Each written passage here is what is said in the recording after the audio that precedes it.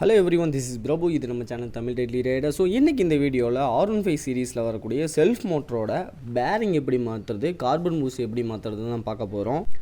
பொதுவாக வரக்கூடிய கம்ப்ளைண்ட் தான் இந்த செல்ஃப் மோட்டர் வரக்கூடிய ரெண்டு கம்ப்ளைண்ட்டுமே. ஒன்று பேரிங் போயிடுச்சு அப்படின்னா நீங்கள் ஸ்டார்ட் பண்ணும்போது இந்த மாதிரியான இரிட்டேட்டிங் சவுண்ட் வந்து இந்த செல்ஃப் மோட்டர்லேருந்து க்ரியேட் ஆகும்.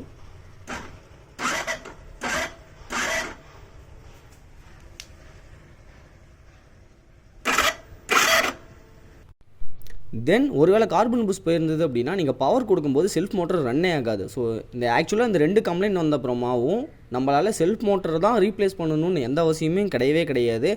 கொஞ்சம் டெக்னிக்கல் நாலேஜும் கொஞ்சம் மெக்கானிக்கல் ரிலேட்டடான திங்ஸும் உங்களுக்கு தெரிஞ்சிருந்தாவே போதும், கண்டிப்பாக இந்த பிரச்சனையை உங்களால் அரெஸ்ட் பண்ண முடியும் குறைஞ்ச ரூபாய் செலவுலையே. அதுக்காக ஒருவேளை கடையில் போய் நான் வந்து R15க்கு செல்ஃப் மோட்டரோட பேரிங் வாங்குகிறேன், இல்லை R15க்கோட கார்பன் பூஸ்ட் வாங்குகிறேன் அப்படின்னு நீங்கள் எவ்வளோ ட்ரை பண்ணாலும் R15 சீரீஸ்க்காக தனியாக எந்த பேரிங்கும் கிடையாது, அதேமாதிரி தனியாக எந்த கார்பன் பூஸ்ட்டுமே கிடையாது. ஆக்சுவலாக என்னோடய பைக்கில் செல்ஃப் மோட்டரில் பேரிங் போன அப்புறமா நான் செல்ஃப் மோட்டரை டிஸ்மேண்டில் பண்ண அப்புறமா தான் உள்ளே என்ன சைஸ் பேரிங் கொடுத்துருந்தாங்க அப்படிங்கிறத என்னால் ஃபைண்ட் அவுட் பண்ண முடிஞ்சது.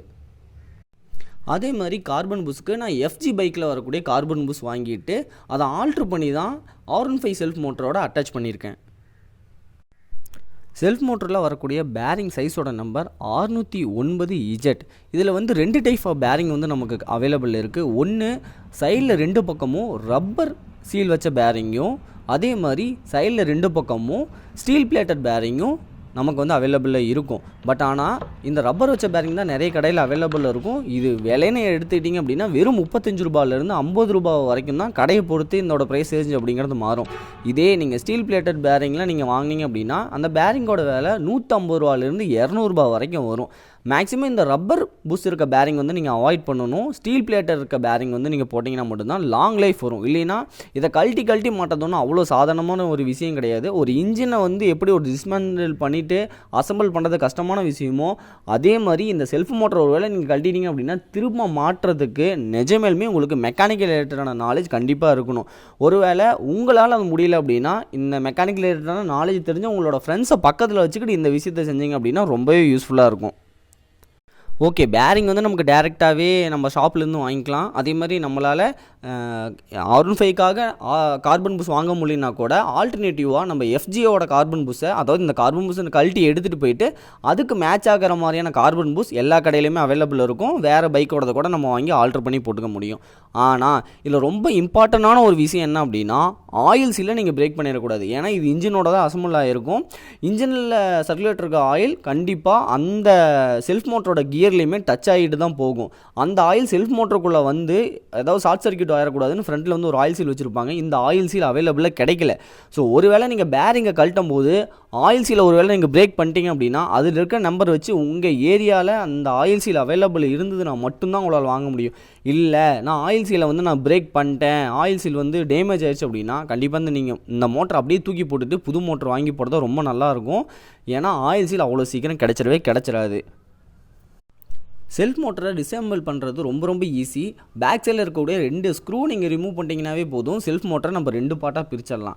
அதில் ஒரு பார்ட் வந்து மேக்னெட் பார்ட்டாக இருக்கும். அதில் நீங்கள் எந்த விதமான வேலையை செய்யணும்னு அவசியமே கிடையாது. ஜஸ்ட்டு க்ளீன் பண்ணிட்டு அதை அப்படியே எடுத்து ஓரமாக வச்சுட்டு ஃப்ரண்ட்டில் இருக்க இந்த ஏரியாவை தான் நம்ம வந்து சேஞ்ச் பண்ணணும். ஃபஸ்ட்டு அந்த ஃப்ரண்ட் சைடில் வந்து பார்த்திங்க அப்படின்னா 2 ஸ்க்ரூ இருக்கும். அந்த 2 ஸ்க்ரூவை நீங்கள் கழட்டிட்டா அழகாக அந்த கப்பை வெளியே எடுத்தலான்னு நினைப்பீங்க. ஆனால் அது பாசிபிள் கிடையாது.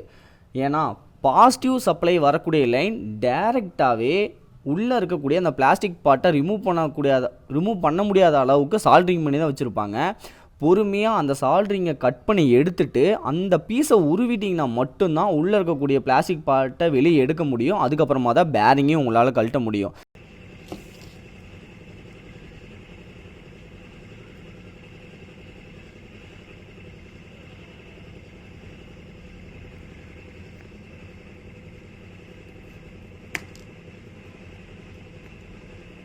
கிட்ட வச்சு ஃபோக்கஸ் பண்ணுவோம்.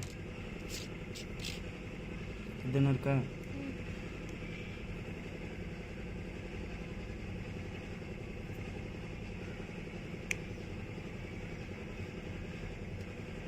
இன்னோட கிட்ட வந்து கூட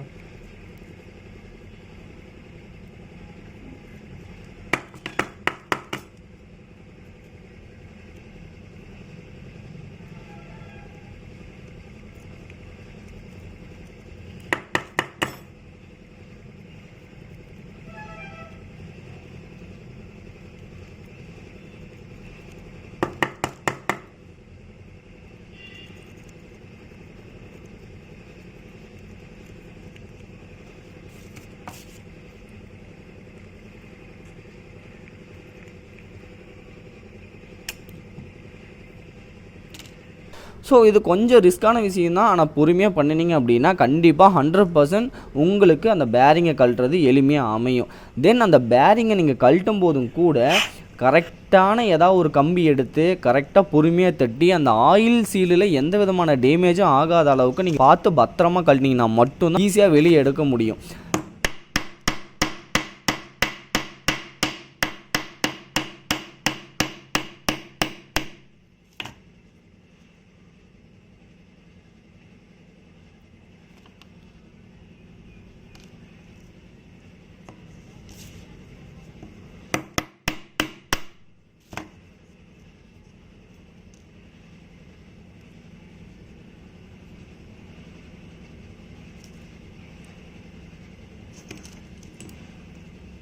அந்த பேரிங்கை வெளியே எடுத்த அப்புறமா ஒரு புது பேரிங்கை அந்த இடத்துல வச்சுட்டு அதே மாதிரி எகெயின் எந்த விதமான ஆயில்ஸில் டேமேஜ் ஆகாத அளவுக்கு பத்திரமா அந்த பேரிங்கை அதோட ஒரிஜினல் பொசிஷனில் எகெயின் நீங்கள் ஃபிக்ஸ் பண்ணி ஆகணும்.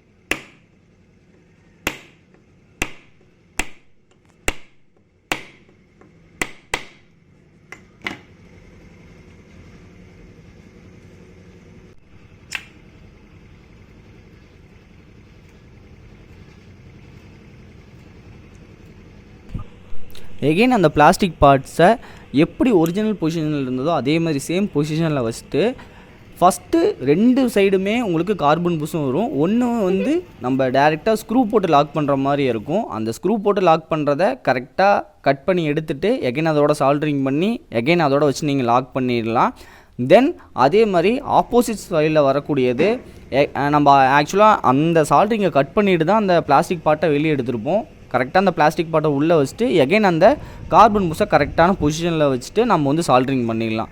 ஸோ 2 பக்கம் சால்ட்ரிங் பண்ண அப்புறமா எகெயின் உள்ளே இருக்கக்கூடிய ஸ்ப்ரிங்கை தொலைச்சிடாதீங்க, பத்திரமா எடுத்து வைங்க. அந்த ஸ்ப்ரிங்கை மறுபடியும் அதே பொசிஷனில் வச்சுட்டு கார்பன் புஷையும் அதே பொசிஷனில் வச்சுட்டு ரொம்ப பொறுமையாக அந்த ஆர்மச்சூர், அதாவது சென்டரில் ரொட்டேட் ஆகும் பார்த்தீங்களா, அந்த ஆர்மச்சூரை கரெக்டாக வந்து அதுக்குள்ளே செட் பண்ணுங்கள்.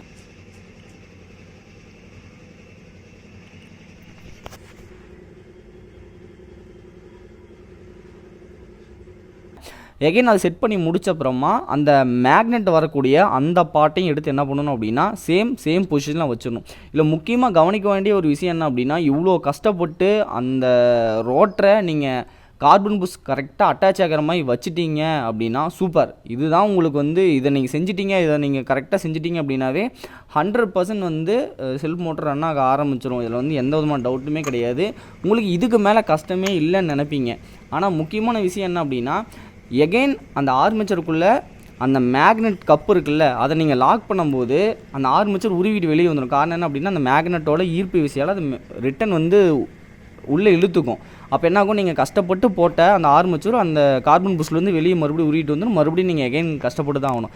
அதனால் ஒன்ஸ் அந்த ஆர்மேச்சரை, அதாவது ரோட்டரை நார்மலாக சொல்லணும் அப்படின்னா, அந்த ரொட்டேட் ஆகக்கூடிய ஒரு பகுதியை நீங்கள் கரெக்டாக அந்த கார்பன் புஷ் அட்டாச் ஆகிற மாதிரி வச்சிட்டிங்க அப்படின்னா எகெயின் அந்த கீரை பின்னாடி இருக்குல்ல, அந்த கீரை என்ன பண்ணுங்க அப்படின்னா அழுத்தமாக பிடிச்சிக்கிட்டு அதுக்கப்புறமா அந்த மேலே இருக்கக்கூடிய மேக்னெட் கப்பை உள்ளே அனுப்பி 2 பக்கமும் போல்ட்டு போட்டு ப்ராப்பராக டைட் வச்சுருங்க.